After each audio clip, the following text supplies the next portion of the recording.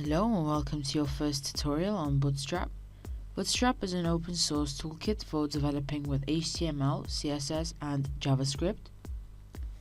The first thing that we're going to do is go to Google and simply type in Bootstrap. And as you can see, the first thing that pops up is its website to download it. And so go ahead and click on download. Then click on download where it says compiled CSS and JavaScript, and when you get it, open it, and as you can see we have CSS JavaScript. Double click on CSS.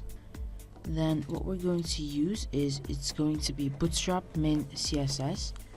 So let's minimize all of these and let's bring our Bootstrap CSS to our desktop. So now it's right here, and let's go back into our code and insert something that looks like this. So a link href bootstrap.min css and rel style sheet, just so it knows what it is. And so what we're going to do next is we're going to make container just like this. Let's close our div, and let's put in something like, I don't know, hello world.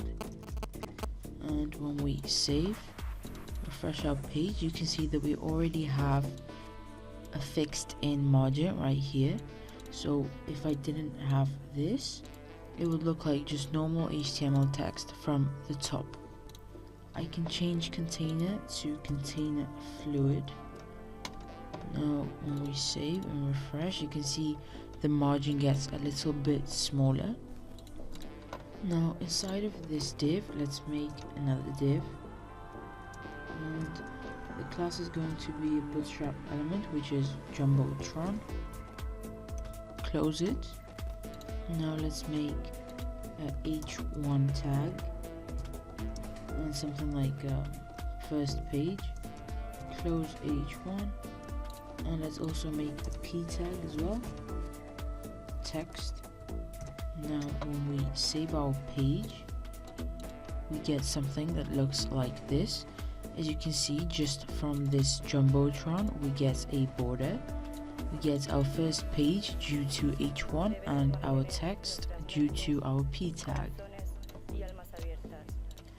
Also, this is responsive as it is made for any devices. This is what Bootstrap is basically for.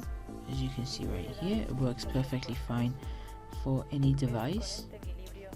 Now let's do something with Bootstrap grid. So the first thing that I'll type in is div class, equal sign to quotation marks, and let's type in row. Now let's type in a div class for the columns. So what we're going to type in is col line sm line and 4. You will understand this more a little bit later. And then let's add in a h3 tag. Let's type in column 1. Close your h3 tag, and let's add in p tags, and let's add in lorem ipsum inside of here. Type in this sentence, let's say, and let's structure this right as well, like this. And let's also add in another p tag inside. Let's also add in another lorem ipsum. And when we do this, let's save, refresh our page, and as you can see we get our first column, which is also responsive. Now let's go ahead and copy this. Let's paste it down here, just like this. Let's change column 1 with column 2, and so when we save, refresh, and so when we save and refresh, you can see that we get column 2 right next to column 1. And let's go ahead and add in another column, change it with column 3. Now save and refresh, and now let's save and refresh, and we get our column 3 as well. Now if we have a look at this is basically the... So when we look at this, we can see that it's split up into 12 equal parts. So these are the 12 equal parts, the white 30 pixel columns. Currently our columns are using these first 370 pixel spaces on our web page. And so beside our col SM value, we can have many other values. So col is basically column, SM is small, and the 4 is basically these 12 equal columns. And so we can also have col XS, which is extra small for mobile phones. SM is basically for tablets. LG is for laptops and computers. And there's also MD. So let's go ahead and insert those in our file. These are screens equal to or greater than 1200 pixels. And you can also change these values to, let's say, 7. Just like this. Change them to 7. We can see the difference already. And let's copy these values, paste them in here, just like this, and let's change them back to 4 for the second column. Now let's save and refresh, and we can clearly see the difference. So this is for mobiles. This is what we see on our iPhones and our Samsungs, etc.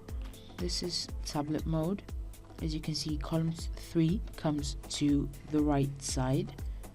This is for laptops, and this is for big desktops. And as you can see, it's responsive and works perfectly fine with our classes.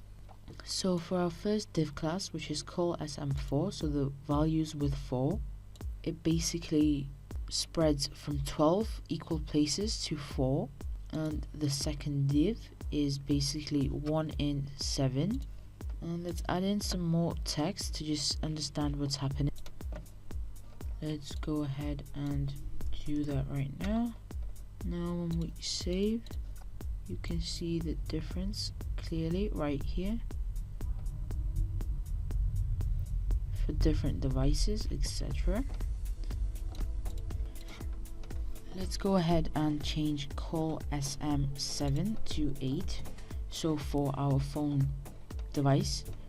Now when we save, refresh, we can see that for our phone, if we had a phone, this is what it would look like. So it would actually have spread into 8 from the 12 equal parts, so like this. So it is now using up 8 equal columns that spread in the 12. And if we make our page bigger, it will automatically go back into 7, as the rest of our sizes are set to 7. Now let's move on, and after our divs, let's make a H1, so the biggest size, if you remember, and let's type in something like hello world, and let's close our H1 tab. Now when we save and refresh, you can see that we get our simple hello world right here, and just like we would get it in HTML. Now what we're gonna do now is we're going to add in small, the tag small. I believe we've talked about this in HTML, however it's different for Bootstrap.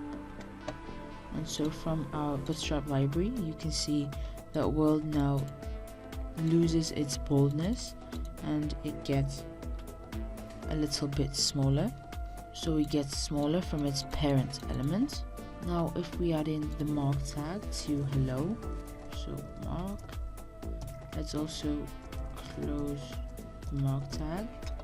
Now when we save and refresh, you can see that it changes its background color. It gets a little bit more darker. Now let's move on and let's talk about the ABBR tag, which is abbreviation.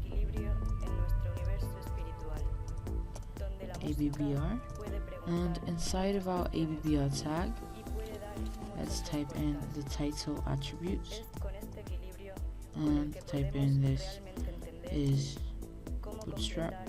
Now inside of our text area, let's type in BTRSP, which is Bootstrap, obviously. And now when we save, refresh, we get our Bootstrap, and as you can see, my cursor changes to a question mark and we get our ABBR, so this is Bootstrap. Now let's move on.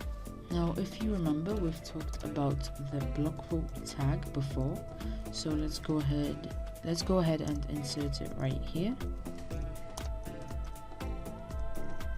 Block quote, just like this, and inside let's add in some text. Let's paste it like this. Now when we save and refresh, you can see that we get our text right here. Now just before it, let's add in a div. So we're gonna add in div class container, and after adding our div class, let's also close it so we get a good result. Now when we save and refresh, you can see that we get a margin which is absolutely tiny, and so if we want to see the difference, let's get rid of this for a second. Works right there, and when we bring it back, there is the difference. We can also add in a class for block quote, so let's go ahead and type in class, and it's going to be block quote reverse, so it will be in reverse basically. Now what I'm gonna do is, let's go back into the get Bootstrap page. Now when we scroll down, we get a link for Bootstrap. Let's copy it. Now let's go ahead and paste it right here. So now when we save and refresh our page, and when we have this, and when we save and refresh our page, now let's go up into here. Let's go into the Get Bootstrap website, click on Get Started, and it automatically gives you links for your code. So go into the starter template or even above here, and let's copy this. Now let's paste it instead of this, just like this. Close it. Now when we save, refresh our page, you can see that our text is now starting from the right, so like this. Now if we want to make something from our text a little bit more noticeable, we're going to add in the code tag. So type in code. Let's say for this word you can choose anything that you like. Now when we save and refresh, you can see that right here we get a different text color and it gets a little bit smaller, and we can do the same thing for block quote as well, just like this. As you can see, it changes right here. Now after all of our divs, let's go ahead and type in something like Control plus Shift plus Tab, for example.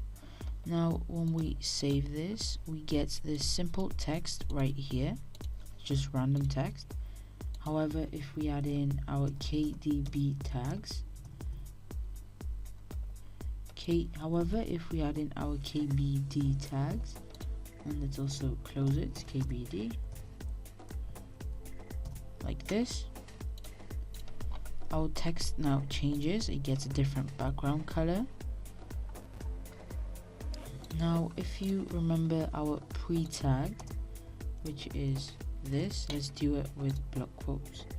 So pre, this is basically copying anything that you do in here, so in your code with the spaces or any symbols or anything, and it copies it right here, as you can see. And we automatically get a scroller, and we get a border, as you can see right here. Pre-class has a class, so the pre-tag has a class which is scrollable, and you can go ahead and add that in, which is basically just the scroll bar. So scrollable, same thing basically. Let's cut this out of here. Let's close our pre-tag, and inside let's type in this. Now save and refresh. You can see our scrollable value. And so yeah, that was all that I had prepared for today. Thank you so much for watching. See you next time.